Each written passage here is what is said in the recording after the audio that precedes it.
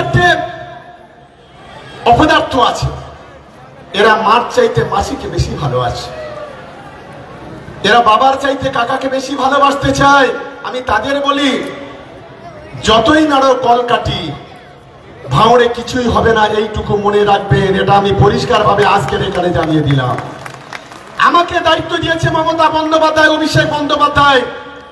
মমতা বন্দ্যোপাধ্যায়, অভিষেক বন্দ্যোপাধ্যায় ছাড়া কোনো লালকে আমরা বুঝি না, এটা মনে রাখবেন, এটা পরিষ্কার ভাবে মনে রাখা উচিত। দালালি করছেন করুন, খুব বেশি লাভ হবে না। মানুষকে বোকা বানাচ্ছেন বানান।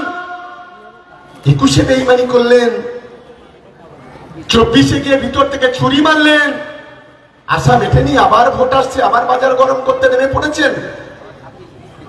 নামটা শুনে রেখে দাও অভিষেক বন্দ্যোপাধ্যায়, নামটা শুনে রেখে দাও মমতা বন্দ্যোপাধ্যায়।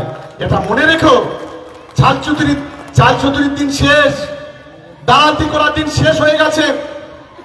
2024-এ আমাদের তৃণমূল কংগ্রেসের কর্মীরা যারা নিজের রক্ত দিয়ে, জীবন দিয়ে, 7-7টা জীবনের বিনিময়ে যে ভাঙড় বিধানসভা তৃণমূল কংগ্রেসকে যেভাবে লিড দিয়েছিল, যারা নেতৃত্ব দিয়েছিল, আগামী 2026-এ একইভাবে তারাই আগামী দিনে নেতৃত্ব দেবে, তারাই ভাঙড়কে জেতাবে। এটাই হচ্ছে আগামী দিনের আমাদের দলের হচ্ছে পরিকল্পনা।